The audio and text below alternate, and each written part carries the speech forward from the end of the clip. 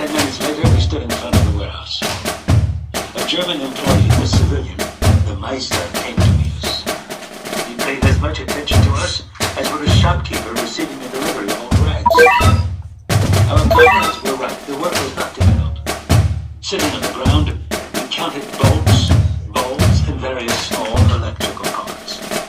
The couple launched into a lengthy explanation of the importance of this work, warning that if anyone would prove to be lazy would be held accountable. My new comrades reassured me, don't worry, he has to say this because of the Meister. There were many Polish civilians and a few French women as well. The women silently greeted the musicians with their eyes. Frank, the foreman, assigned me to a corner. Don't kill yourself. There's no hurry. But watch out. Don't let an SS catch you. Please, sir. I'd like to be my father. We were lucky. Two boys came to join our group. Yossi and Tibi, two brothers from Czechoslovakia whose parents had been exterminated in Dachau. They lived for each other, body and soul. They quickly became my friends. Having once belonged to a Zionist youth organization, they knew countless Hebrew songs. So, we would sometimes hum melodies evoking the gentle waters of the Jordan River and the majestic sanding of Gaza. We also spoke often about Palestine. Encouraged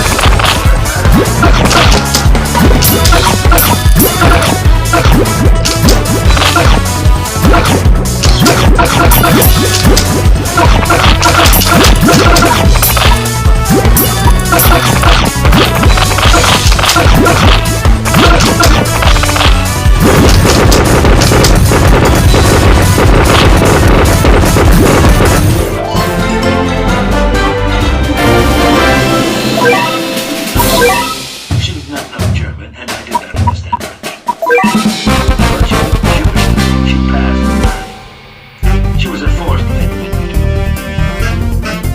One day when the Nick was venting his fury, I happened to cross his path. He threw himself out like a wild beast, beating me in his chest on my head, throwing me to the ground, and hitting me again, crushing me with ever more violent blows until I was covered. As I bit my lips in order not to howl with pain, he must have mistaken my silence for defiance, so he continued to hit me.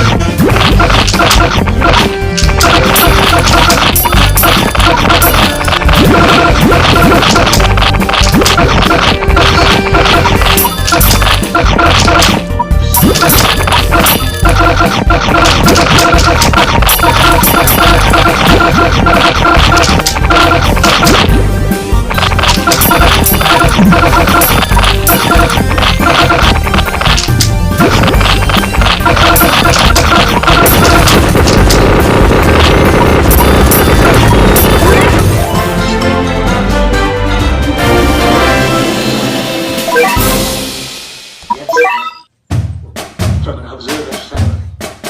During the occupation, I had false papers and passed as Arab. And that is how I was assigned to a forced labor camp. When they deported me to Germany, I eluded being sent to a concentration camp. At the depot, nobody knew that this was authorized detention. It was imprudent of me to say those few words to you, but I knew that they would not betray me.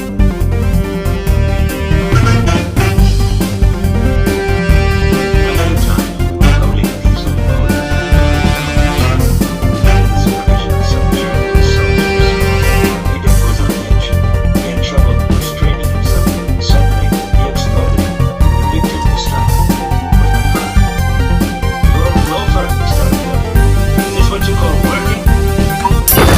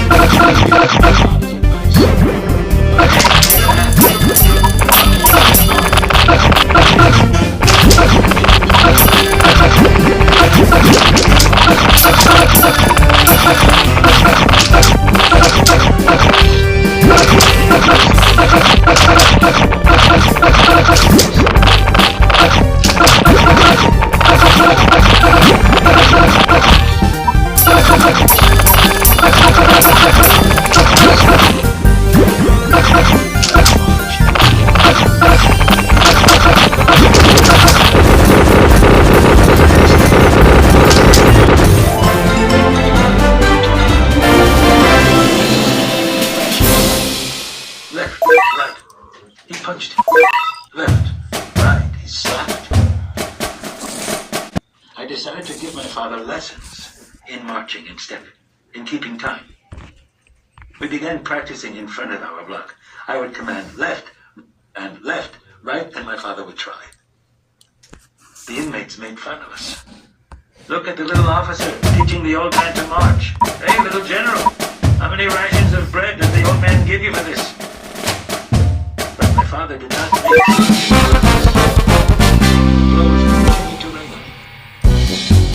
So, you still don't know how to march in step? You all good for nothing? This went on for 2 weeks. It was unbearable. We had to give in. That day, Frank burst into savage laughter. I knew it! I knew that I would win. Never left than ever. And because you made me win, it must have cost you much red bread. A rabbit and bread. A famous dance in Warsaw. Pay us for putting us around. My ration of bread that you could have my crown. Frank said. What would you like? Did I break your teeth by smashing your face?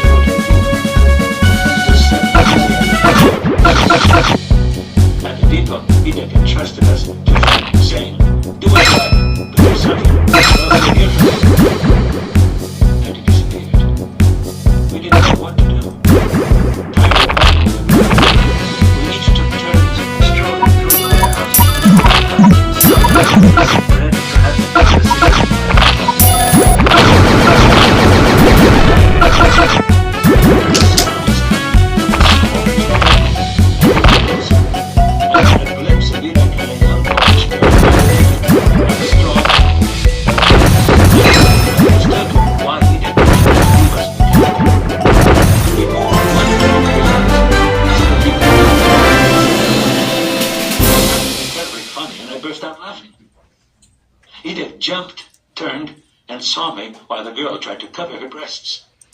I wanted to run away, but my feet were nailed to the floor. Edith grabbed me by the throat. Hissing at me, he threatened, "Just you wait, kid. You will see what it costs to leave your work. You'll pay for this later. And now go back to your place." A half hour before the usual time to stop work, the capo assembled the entire command. Roll call. Nobody understood what was going on. Roll call at this hour, here. The capo made a short speech.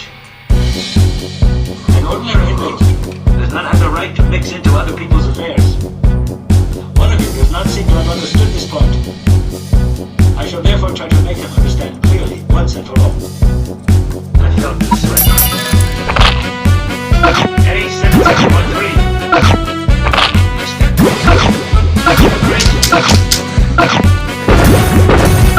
Lie down on it.